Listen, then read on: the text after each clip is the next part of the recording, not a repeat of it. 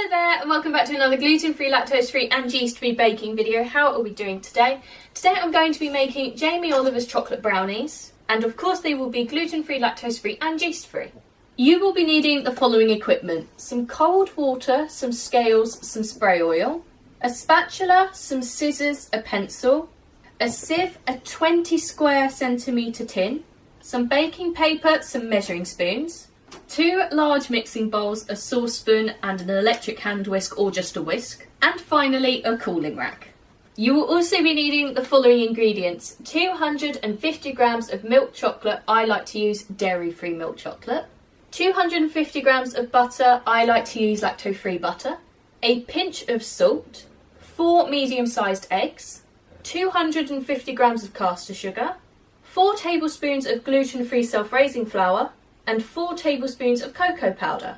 So, let's go! First things first, measure out and prepare all of your ingredients so that they're completely ready for you to use, and then preheat your oven to 180 degrees C on a conventional oven, 160 degrees C on a fan oven, or a gas mark 4. So now it is time to prepare our tin. So for this we will be needing our tin, our baking paper, our pencil, our scissors and our spray oil. So this is a different way of me doing it as well, so we'll be learning together. So we're first going to spray oil our tin.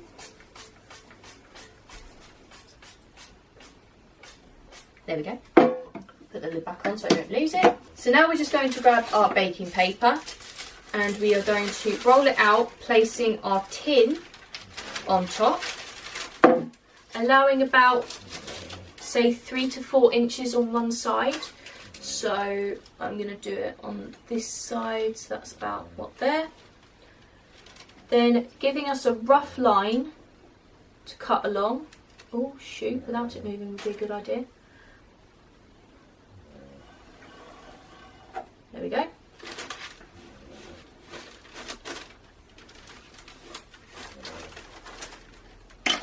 Move that to one side. We are now just going to cut along this line.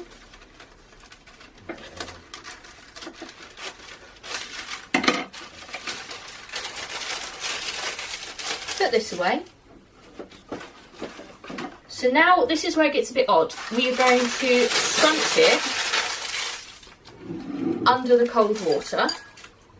I don't know what effects this has, but we're going to find out.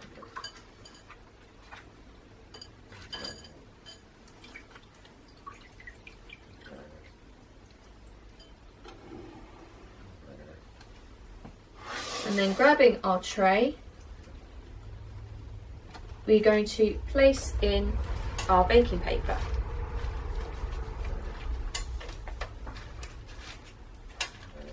So now that this is all done, we're going to place this off to the side until we're ready to bake.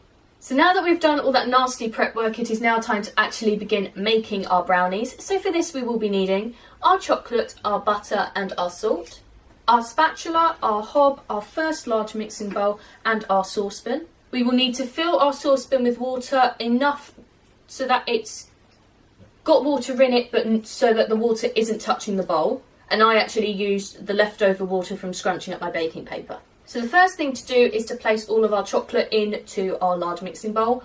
It says to chop it up and snap it up, but I'm actually using buttoned forms, so they're already kind of small, so I'm just going to chuck these in. There we go. Followed by our diced butter, and I've actually just cubed mine, so I hope that that's right.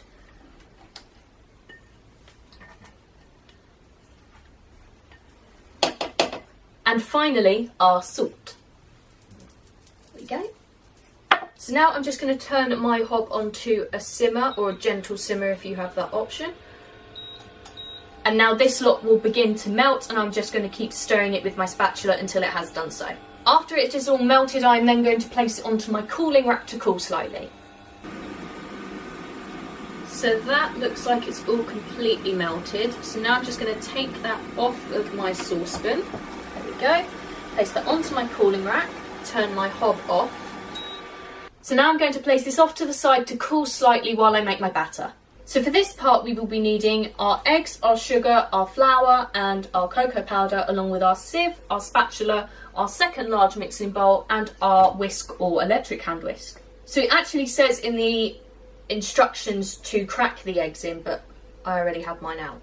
So I'm just going to tip all mine into my mixing bowl. Scraping down the sides to make sure that it all goes in there. Followed by our caster sugar.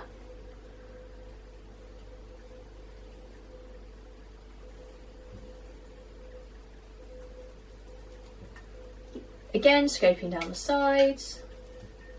And now we're going to whisk these together until they are light, pale and fluffy. So this is all done now, and I've actually got confused with fluffy.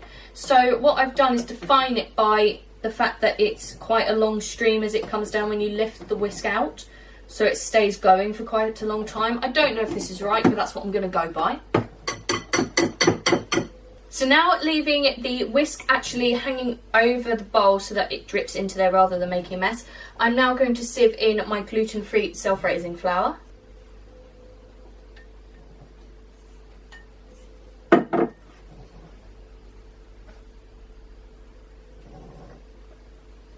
Scraping down the sides just to make sure it all goes in there.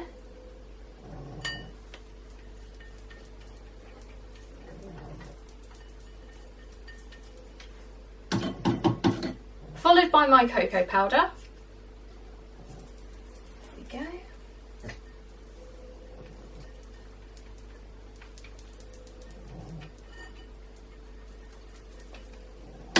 And sieve, sieve, sieve, sieve, sieve, sieve, sieve, sieve, sieve, sieve, sieve, sieve, sieve.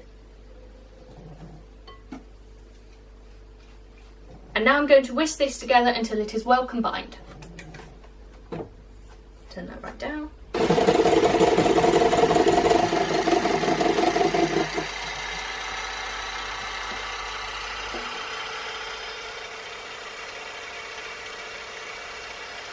So now that this is done, I'm actually not going to be needing the whisk anymore and just using my spatula, as I'm going to need to fold in my chocolate mixture.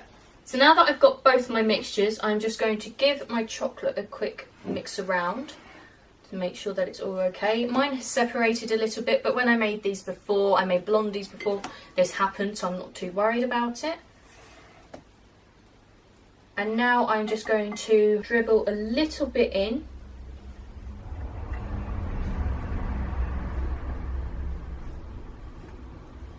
There we go. And then using my spatula, I'm going to fold that in. I do this by twisting the spatula underneath the mixture and then dragging back over. So 1, 2, 3. This will take a while, but it's just so that you don't knock out any of the air that you've created when you've whisked the eggs and whisked everything together.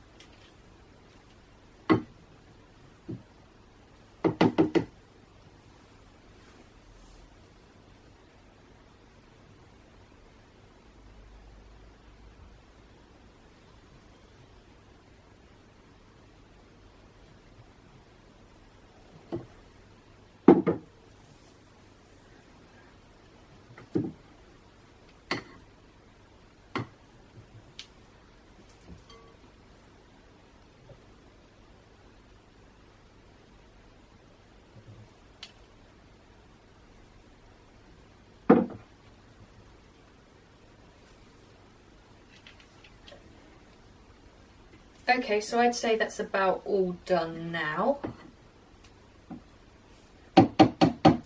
So now that we've done all that really hard work, it is now time to put it into our prepared tin. So now that we've got our prepared tin, it says to spoon this mixture into here, but I'm just personally gonna tip it in. Like that. There we go. Lovely.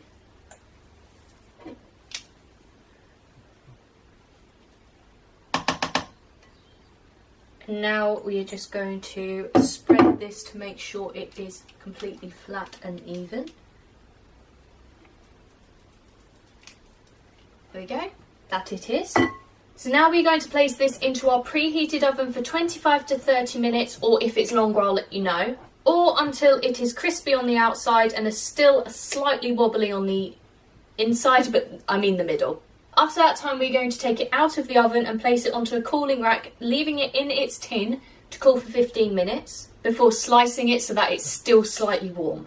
Just before I do my outro, I thought I'd let you know that this actually took for me 30 to 35 minutes rather than the original 25 to 30, so just keep that in mind when you bake it. And that is it. I hope you have enjoyed this video. Don't forget to check out all the links in the description, as I love them all and wouldn't put them there if I didn't, including the link to this lovely recipe, where you will be able to find all of the flour and equipment you will need for this recipe. If you do make these at home, don't forget to tag me on Instagram and use the hashtag bakingwithvickiie so that I can see all your lovely creations. Also, don't forget to tag Jamie Oliver in there as well so that he sees it.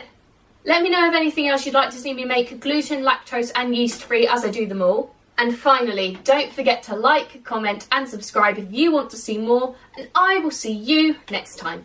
Bye!